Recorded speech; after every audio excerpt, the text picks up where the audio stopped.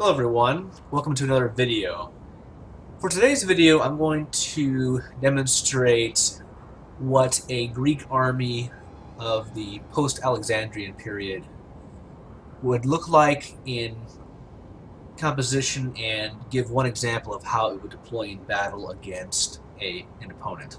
So before we begin the battle, I want to give a little background about Greek armies in particular. So Greek armies have been evolving over for hundreds of years or several centuries, however you want to describe it, from the pre-Persian Wars up until the eventual conquest by the Romans.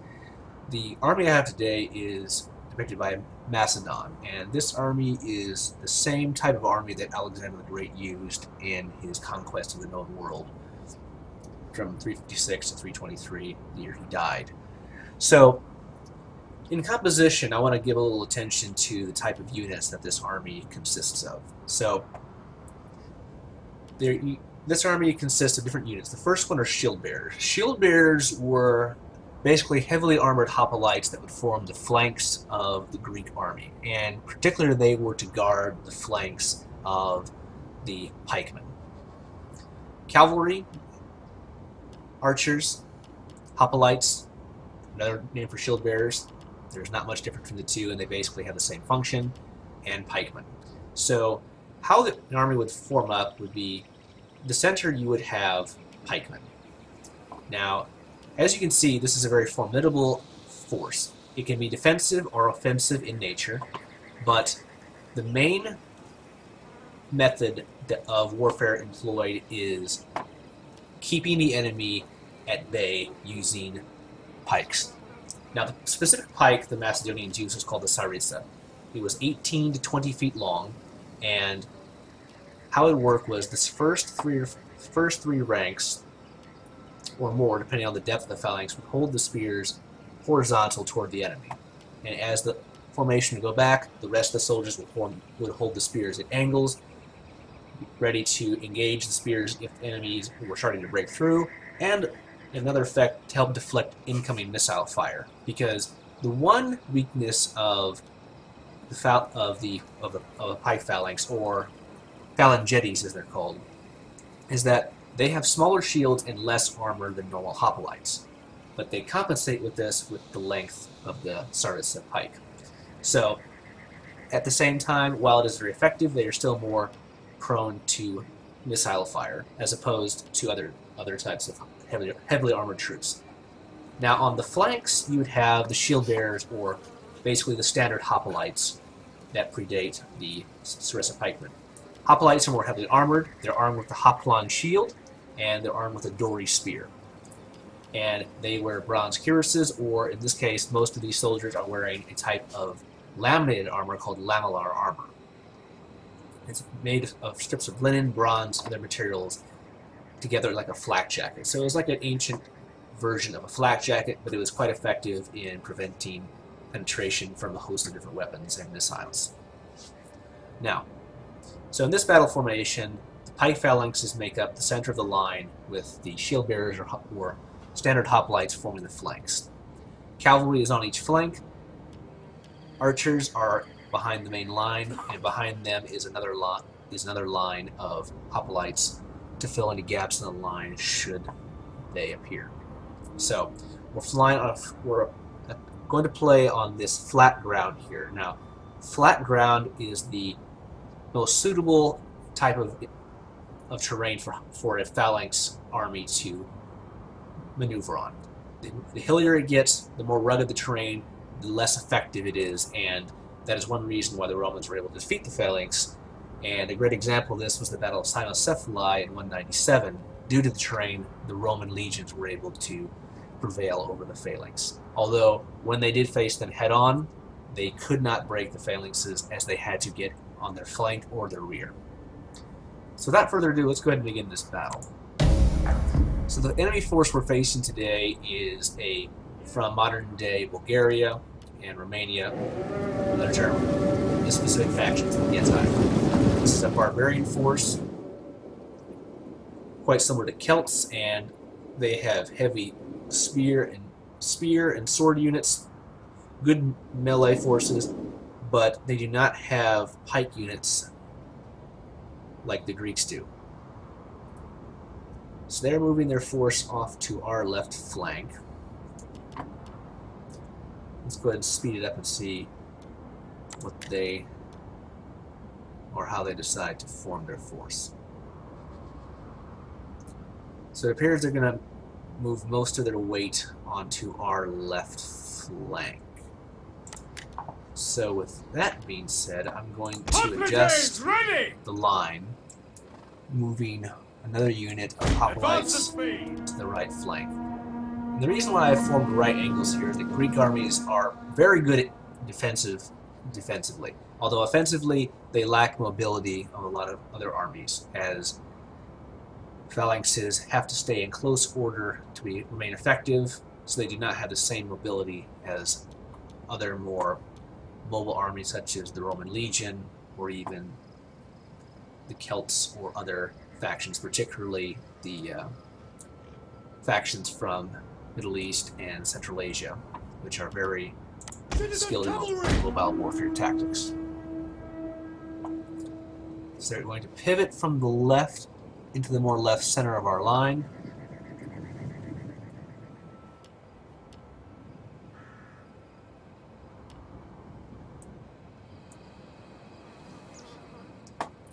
They'll soon be in range of our archers. Our general is here in the center to command and control.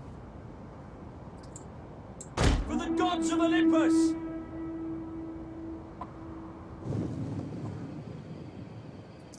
Now the one thing that a hoplite army or the phalanx is the most vulnerable from the rear. All the manpower is focused on the forward attack. So flanking it is very effective, but getting it from behind is a way to shatter it. Our archers are firing their first volley at the enemy. Not much damage. Our hidden units have been discovered. And here comes enemy cavalry into our flank.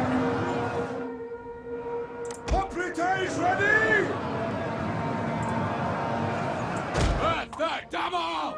General! Going to let enemy forces over here, because they're focusing most of their force on the flank, and they're making contact with all the Saracens. We have discovered the enemy's hidden units.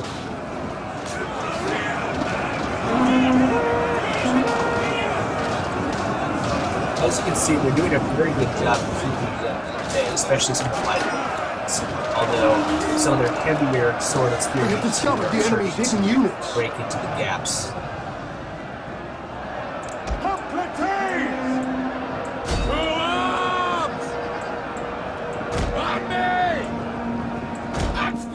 Ready and waiting! Move the legs now!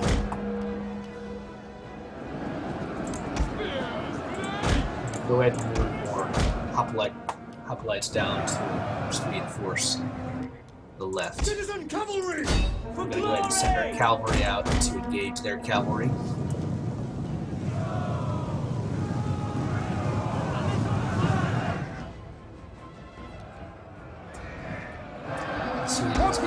Drawn out, we're going to have them pull back into the main line.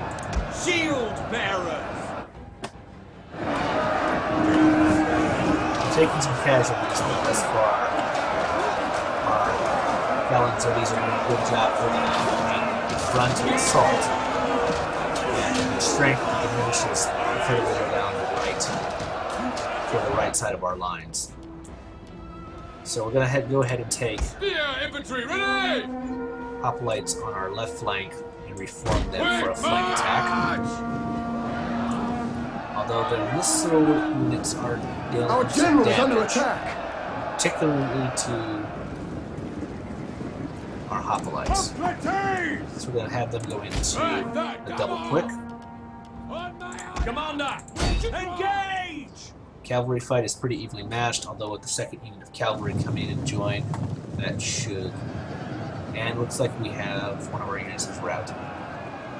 Shield bearers! So we're going to go ahead and have our general into the fray here.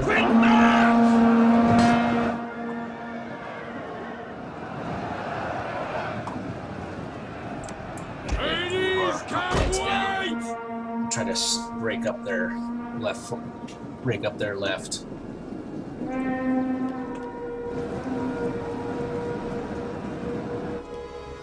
Most of the pressure is on our left flank.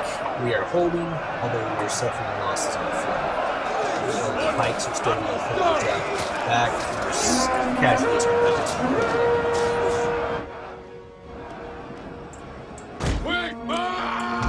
We're also going to pivot some of our pikemen. Advance at speed! If you can maneuver your pikemen onto a flank or behind, and they can level their services into the enemy, it'll cause utmost slaughter. Ready for orders? Pikemen, ready for orders. They're ready for reacting orders. to the threat. March! Marching order! Down. At your service. Advance! And let's see here. This unit is broken. So we just broke one of their Yes, right Commander. flank or their left flank. Pike infantry, ready. Follow me! At the double! March! Cavalry battle is won, Citizen cavalry! which frees up our cavalry to move behind them. Hoplites ready! Moving our units. Militia! Hoplites and some light hoplites into the front here to secure the front line. Yours to command! Commander! Our pike advance. And then just like Light infantry we're going to ready. unzip the line and reform it. Advance at speed! Slowly fold up the enemy line with the zipper from right to left. Spear infantry, ready! Double time! Citizen cavalry!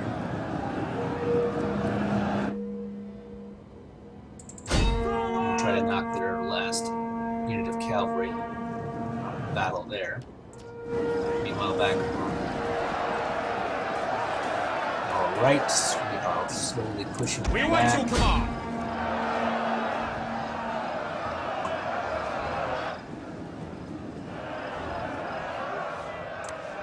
Hades can wait! Pikemen! Quick march! Macedonians ready! Hades! Your orders! Take our enemy! Pikemen, ready for orders! We're suffering 3 losses. We're about to envelop that unit. Pikemen! Orders! Tell us!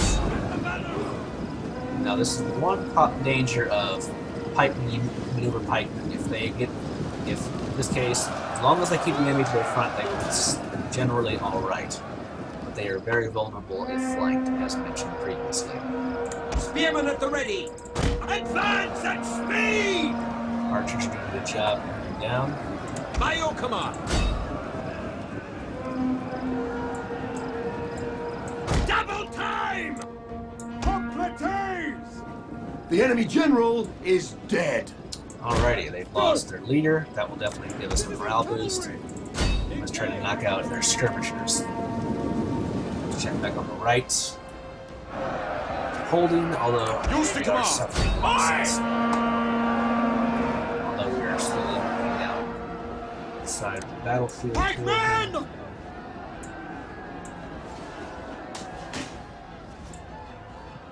At the double! Hoplites ready! Double time! We have just routed most of them. And there we have it, victory. So we're going to go ahead and continue pursuing the enemy. This is when cavalry is ideal. Advance! Militia! Your orders! And our light hoplites are probably the best suited to this, as they're the Follow most me at likely the double! armed.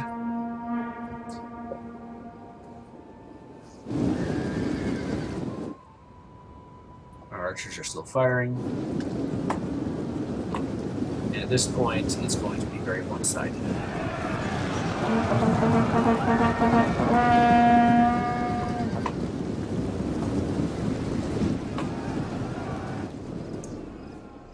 So the enemy's being chased, but as we can see here, Our right flank was the least engaged, and we suffered very few losses here on the right.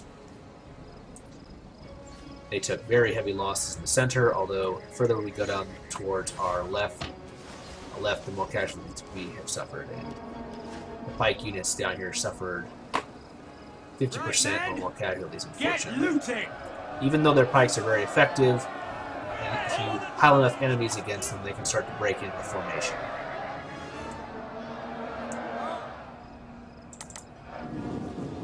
And they're being pursued slowly but surely by the infantry and cavalry.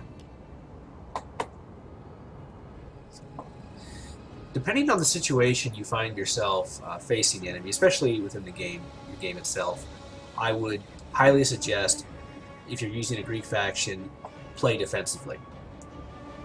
Never overextend your line or put yourself in an open position, especially if you're facing a more mobile opponent.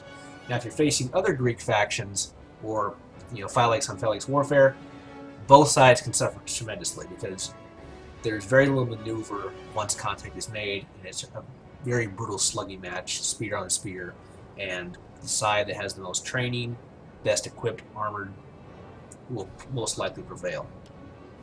In that case, you want to try to keep the enemy as far away from your own phalanxes while dealing the most damage beforehand as possible. So, when playing with the Greek army, I would advise supplement it with good light infantry and a lot of missile units that you can use to screen your own main force, while at the same time deal as much damage as possible before the main melee fight engages. Now, when defending a settlement, the Greek method of warfare is superb. You can hold choke points. You cannot be outflanked if you hold streets. The enemy has to come at you head on, and while they may prevail, they're going to suffer very heavy losses, and you can be very creative in how you plan your defense, and there we have it. So, this was a heroic victory. So we deployed 1,780 men. We took 449 losses. Quite a few, but nothing compared to what the enemy took. They deployed 2,460 men, and they took 1,817 casualties. Our army has survived primarily intact. Some units are pretty bloodied, but most of them are still field ready. Whereas the enemy force, they have some units that are relatively intact, but most of their forces have been, if not annihilated, almost entirely decimated. So that wraps up the video today. I hope you guys have enjoyed it. This is the second video on my series on battles in the ancient world, explaining different types of tactics, formations, and methodologies of different factions and how that they developed their method of warfare, strengths, weaknesses, and everything that goes along with it. Please let me know if you have any questions, thoughts, comments, leave me likes, and let me know if you have anything specific you want me to talk about next, and I will see you in the next video.